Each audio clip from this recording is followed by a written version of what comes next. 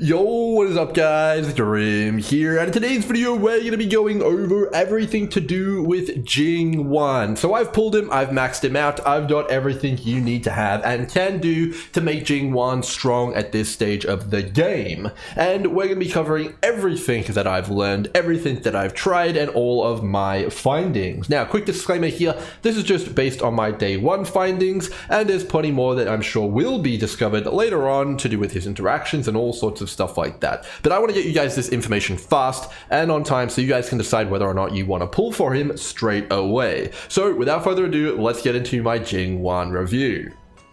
To start things out, I want to show you guys how I built Jing, as well as some things that you guys will want to know when you're actually picking him up and building him for yourself. So first and foremost, Jing here is level 70. He is not able to be ascended yet, and he is not able to go to 80 because it's not possible, because no one is high enough Trailblaze level. You just can't do it. So he is at 70, and that is going to be a big factor in his power here. He gets a lot stronger at 80, and I'll show you why in a second here. The light cone that I have from his, of course, is signature. That is level 70 here. It goes without saying his signature is a big deal for him. It is drastically going to increase his potential of AoE and single target damage, and you know, not having it is definitely going to be noticeable. Moving on though, let's talk about his traces. So his traces here are pretty damn strong and relevant. He has two sets of damage traces, that being critical strike rating as well as attack boost, and you're definitely going to want all of them because he really does need the stats. As an erudition character, he doesn't get easy access to critical strike rating pretty much at all, outside of his gear as well as his traces. So you don't really have any way to get easy crit, so you definitely need crit for Jing because there is a lot of crit scaling associated with both his signature light cone as well as the rest of his kit. So you do want flat critical strike rating, and you absolutely want to pick up the traces to get it. In addition to that, when you're leveling him up, it actually is a bit expensive because you want his talent maxed out for sure. That is where he gets all his single target damage from, as well as a good portion of his AoE damage.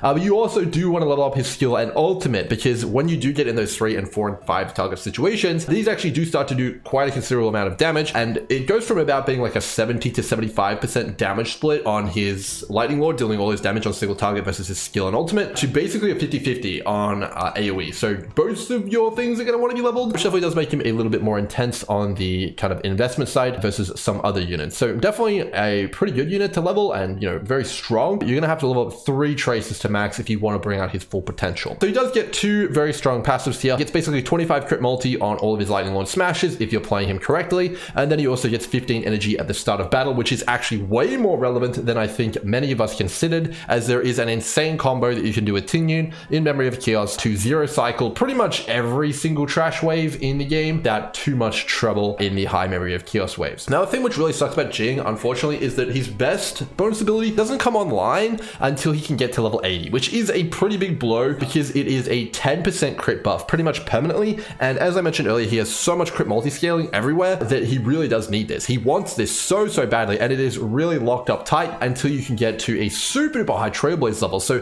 while Jing is going to be really strong probably later on and is going to get so much more value from having this, you're not going to have this early. So your Jing is going to be weaker than projected, most likely by many people. And I'm feeling that. I'm certainly feeling that on my Jing right now. I know this is going to supercharge him. And in addition to that, he also gets another 5.3. So you're literally missing 15.3% crit on your Jing because you're just like, you're waiting. You're waiting to be high enough level to get it. He also loses 8% increased attack as well, which is a really big deal for Jing, because unlike characters like Yang as well as Selite, who he is actively competing against in terms of the DPS role, those two guys, they get mega amounts of stats for free from their kits. Selite gets the buffed state and penetration, and Yang gets a ton of crit multi, and all sorts of other stuff as well. Jing doesn't really get any of that, so he is kind of playing with his base stats, and not having any multipliers is like a big deal. So you really need all the stats you can get on Jing, and a lot of it is locked up tight, a lot of the really good stuff which you really want. So he's going to become a lot stronger than you see in this review later on, and we're not going to be able to gauge that power until we get there. Let's move on to his relics here. So we do have some pretty stacked relics on Jing here, but you will notice I don't have his best in slot set. His best in slot set will be the lightning set for sure, because as I mentioned, he needs those stats so badly. So we don't have that, unfortunately. We have the wild wheat set because that's what I got, but speed is not bad for Jing. I am playing the speed Jing build.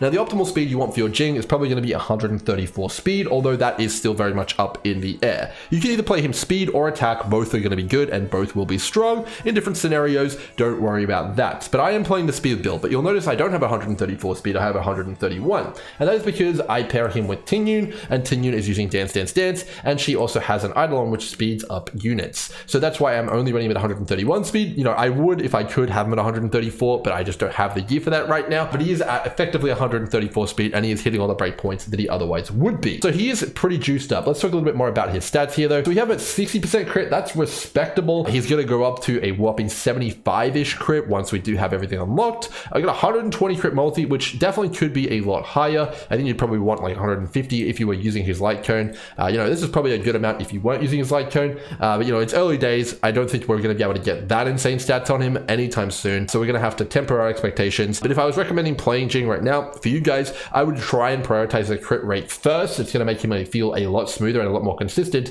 before you get to the crit multi, because you really do want to smooth out that crit, because remember, he gets 25 multi from his traces. So that's pretty important there. All right, so we of course have the speed, and then we also do have a pretty decent amount of attack for the fact that we're using a lightning damage boost sphere here. So actually looking at the relics here, you know, we also do have a space ceiling station set here, so his attack is actually going to be higher than is mentioned here because he will get the bonus, but you know, it's using lightning damage. We've got attack and crit damage on there as well. We're using an attack rope. We're using speed boots here with crit damage and crit rate. We're using a helmet here with crit rate as well as attack. You can see a theme here. I'm getting a lot of crit rate on my gear because again, he really wants that so badly. We're using crit rate attack gloves, and then we're using a crit rate chest as well as an attack roll here. So overall with Jing's gear, what is interchangeable? Well, you can change the set here to Salcedo. That is absolutely fine. It's actually going to be a DPS increase for Jing. Absolutely. You can change over the set to a lightning set, or you can use a mix and match set of 2-piece lightning and 2-piece wild week, but the best in slot will be 4-piece lightning for sure. And you can change the boots that I'm using over to attack and drop all the speed, and he will also be just fine.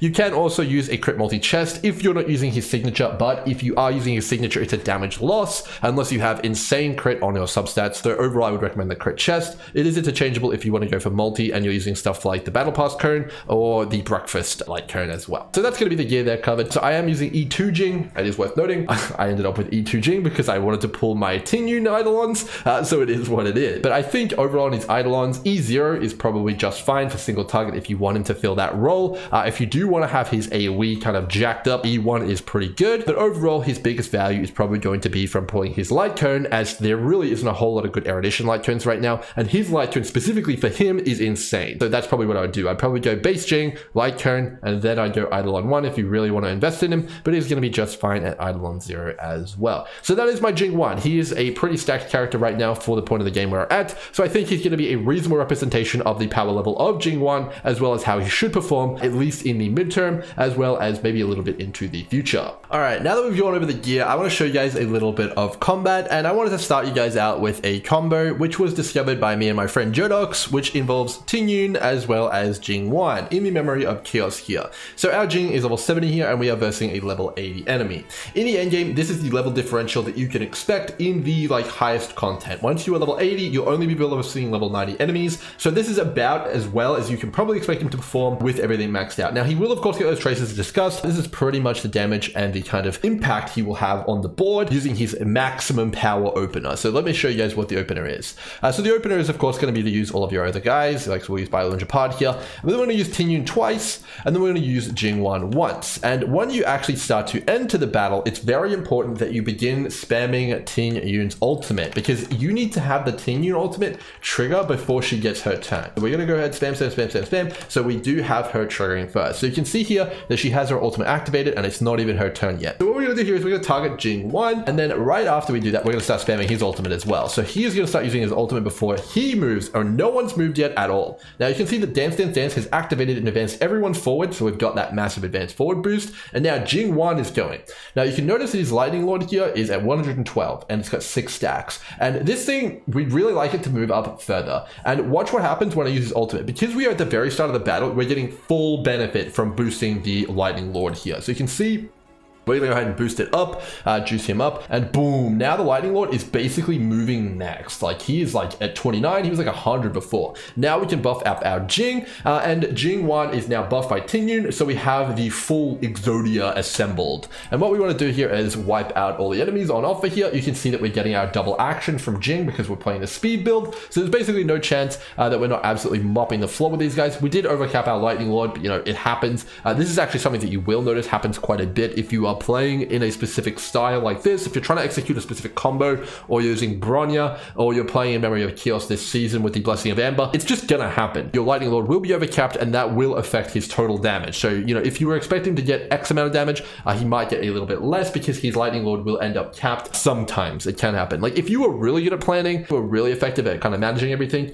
you can avoid that scenario, but you're put in a difficult position where you're generally choosing whether or not you want to overcap the Lightning Lord or you want to overcap Jing's energy, and that definitely is going to happen. And you're going to have to make that tough choice, or you can maybe plan out a little bit better so that that doesn't happen here. So we're going to go ahead and see what happens with this big Lightning Lord. You know, 55k, everything is dead. So we just achieved what is called a 0 cycle there, and we have got Jing Yuan, and he's back, and he hasn't even used a single turn yet, and he's wiped the floor with the first wave. And that is one of the things he's actually one of the strongest characters at, and he is going to be up there with Sally at doing 0 cycle clears of the first wave for sure. Next up, I want to cover Jing Yuan's AoE potential. So of course we know he is an erudition character, but he is absolutely the best AoE character, there is no doubt. So his Lightning Lord is strong on 1 target and 3 targets, but when it gets to 5, the Lightning Lord kind of takes a bit of a backseat. It's still good, just as good as it normally is, but his skill and ultimate really start to take off. Because they are uncapped, similar to Herta, and there's not a whole lot of units who have that, to be frank with you, it is pretty disgusting how much damage he does when he's able to hit 5 enemies. So we're going to go ahead, we're going to use his skill and his ultimate here, and you're going to see just how much damage actually gets put out here. It is actually quite absurd.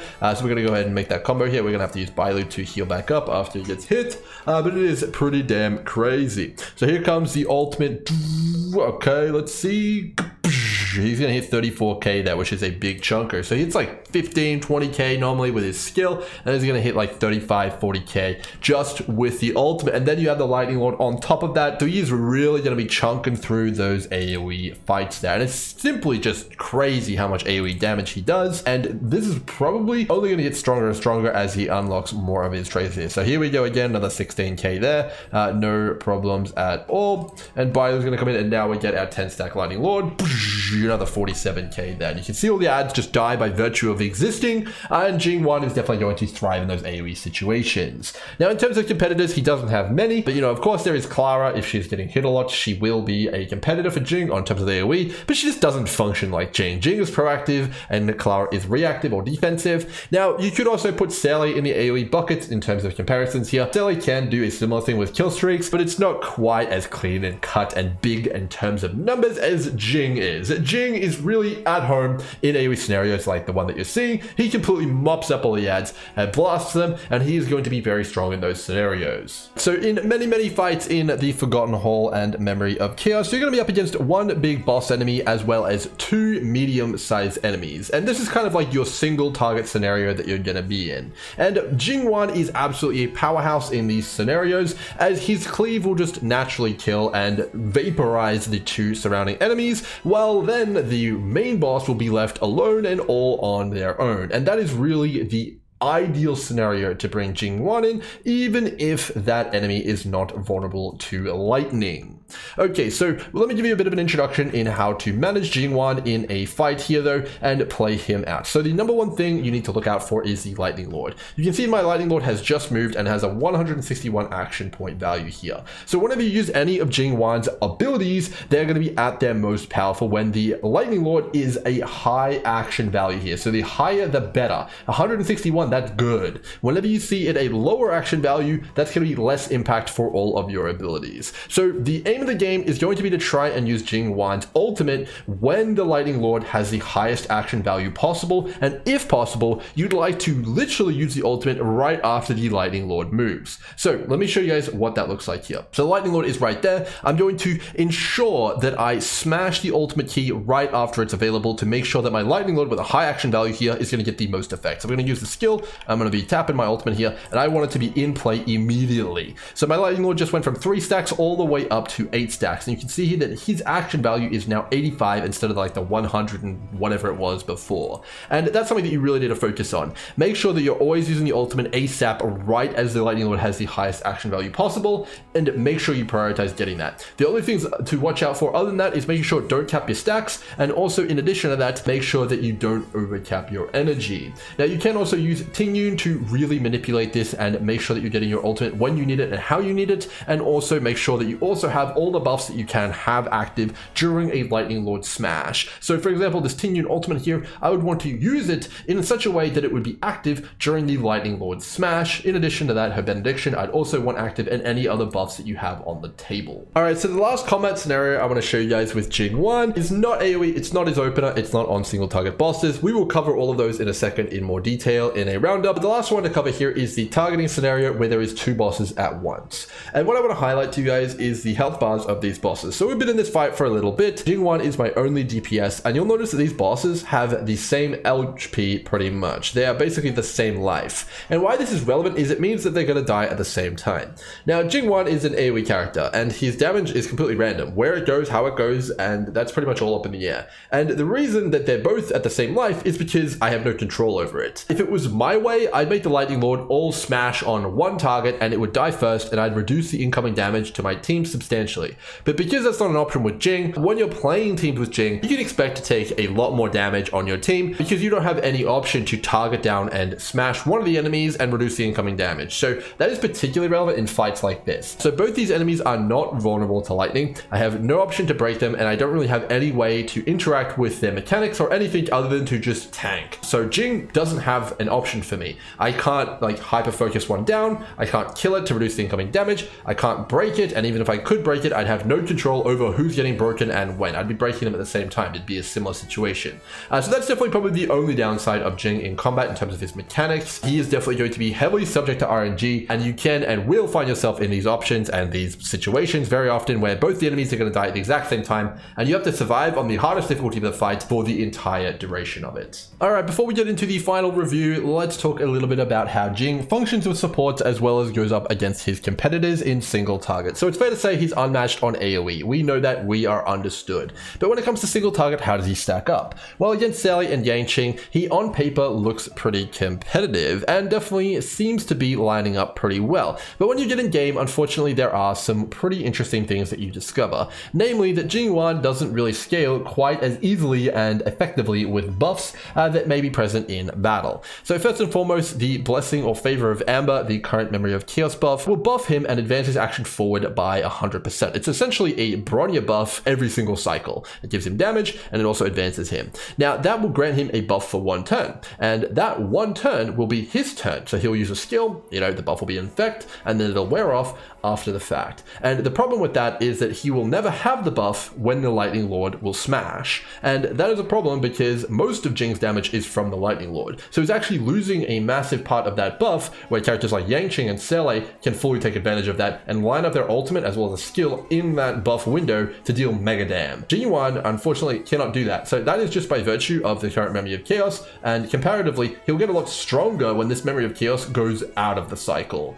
because he will actually be on a more even playing field with the other two powerful DPS. Now, it's also worth noting that as the Blessing of Amber and Favor of Amber works, Bronya's skill works the exact same way. It advances it forward 100% and gives him a damage buff, but only for one turn. So he'll get the boost, he'll get the damage buff, he'll have his skill, and he'll have his turn, but then it'll end, he'll lose the buff, and the Lightning Lord won't get that effect, meaning he'll fall behind compared to the other two competitors in terms of single target when paired with Bronya. Now, of course, her ultimate will apply just the same to him as well as the other two, but the big part of Bronya is that advance forward. In addition to that, Jing actually has a cap on the amount of damage he can do in a single cycle, and that is because the Lightning Lord can only receive 10 stacks. So if you make him too fast and advance him too much, or he gets too many actions, again, this is further exacerbated by the Favor of Amber, which advances him every single cycle, the Lightning Lord will simply get capped out at 10 stacks, and any further skills before the Lightning Lord smashes just won't have too much impact on the overall damage he's dealing, which is definitely a demerit for Bronya, for the Favor of Amber, and for Jing paired with those two things. Now, you want to be using supports who don't have that problem, and a good support like that is going to be all the Nihility units. They're great with him, as well as Ting Yuan. So Jing actually has some energy problems. His rotation is missing 5 energy, but that can be completely fixed and mitigated with Ting Yuan's ultimate, which is going to give him enough energy, and more than enough energy to actually not only fix his rotation and make it 4 skills, but actually give him enough energy to make it 3 skills and an ultimate. So that is going to be pretty good. So Ting Yuan offers him that right out of the gates. In addition to that, he also gets Soothing Melody from Ting Yuan, which is very strong as well. He needs flat stats, he needs multipliers. Ting Yuan can bring that to the table for the entire duration of the fight and ensure that the Lightning Lord gets it. That also goes for her ultimate, which will also apply to the Lightning Lord if you time it correctly, which is a big deal. You want things that can interact with Jing's Lightning Lord. In addition to that, we also have the Benediction effect, which applies lightning on hit. It applies to his ultimate, his skill, deal, but drumroll please, also the Lightning Lord, which we didn't think was possible. And that is a big deal because it means that Jing Yuan actually applies the benediction buff way more than many other characters. He's on par with characters like Yanqing in terms of applying it, which means he's better with Ting Yun than Sele. Now, unfortunately, he's not quite as strong as the other two characters. With Ting Yun overall, he probably gets about an 80% more damage boost, napkin math, whereas the others get 100% or 110% more. And that's because his ultimate is a little bit on the underwhelming side because most of his damage is centralized in his talent. Now, that's not a bad thing. It just means that he doesn't have the most insane scaling with the supports on the table right now, or the Memory of Chaos right now. But that doesn't mean he's going to be bad, but that's the only reason that he falls a little bit behind in terms of single target, what seems right now behind Sele and Yanqing. But I think that he has a pretty bright future, but right now he might feel a little bit like he's a bit behind. Alright, so let's round up the review for the general here. So right now he is the best AoE damaging unit. He feels phenomenal in AoE and he is an absolute beast. He's also good on single target to a certain extent, but he falls behind a little bit behind the premier single target hunt characters, but that's to be expected. We can't expect him to compete on that level. And in terms of cleaving, boss and 2 ads, he is also phenomenal. Very strong. He's going to be able to wipe those ads out no problem, like they weren't even there. He's also got a really strong opener, which makes him a competitive choice in Memory of Chaos. Jing also has great breaking potential, breaking 1 on everything with his skill, 2 on everything with the ultimate, and then a fully stacked golem will break 5 break units in total, putting him right up there with some of the best breakers in the game for lightning, including the likes of Yanqing and Su Shang, which is a big statement. He is going to bring a lot of break to the table when there is a single enemy for him to smash. So despite being top of his class, there are definitely a few things which you are going to want to note down on your notepad about Jing Yuan. Number 1, and the most important part of him, is going to be his randomness. Whether or not you are happy about that is going to be completely up to you, but he does deal his damage at random, which is going to mean that sometimes you're going to get some unfavorable results. You don't have control over where you're breaking or how you're breaking or who you're dealing damage to, which can put you in some sticky situations in those 2 boss fights that we talked about and showed earlier, and it does mean that you can be taking way more damage than you may other need to with another unit. And it also does mean that you're not going to have as much precision in super duper hard endgame content when you need to do things at an exact specific time in an exact specific way. Jing's Lightning Lord speed as well as stacks are everything to his damage, and it's a bit of a mini-game making sure that you can maximize the golem speed at every single point of the fight and ensure you don't overcap your stacks too often and too much. And it's definitely going to take a little bit more thought than your average character where you just spam the skill and ultimate, so that definitely is going to have to be a consideration for you guys, and also is going to have to play into the gear as well as characters you decide to pair with him. As mentioned earlier, Jing's rotation is missing 5 energy, and it's a pretty big deal as it does throw things pretty out of whack if you have to use 5 skills, and it ruins the tempo of the Lightning Lord with the build at least that I used. So you definitely want to account for that. It's pretty easy to do so with Ting Yun, but if you don't have Ting Yun, you can also use some other characters and try and fix that in your own way. And I think it definitely will need to be happening. The lightning element is strong, but it was very noticeable going from an ice and quantum carry over to a lightning carry, and it is definitely going to be a weaker element overall as it is not a controlling element, which further multiplies with the fact that you don't have control over who you're damaging, meaning you will probably overall take substantially more damage with a lightning damage carry if you are breaking for lightning versus an imaginary quantum or ice carry breaking for their element, as they would be reducing the incoming damage while also dealing damage. So the question I'm sure everyone's going to ask me is, well, okay, with all that said, does Jing Yuan feel worth it? Well, in my opinion, that's going to be completely up to you guys to decide. I'm definitely happy to have Jing on my account, and I am certain that I'm going to be bringing him to plenty of lightning vulnerable enemy weakness fights in the future, but I will say that the Memory of Chaos currently on offer doesn't feel like it suits him very well. The current Favor of Amber just feels like it really does boost up Yanqing and Sele more than him, him. So I think that once that goes away and we enter a more phase of normality, I think he's going to be way more powerful comparatively.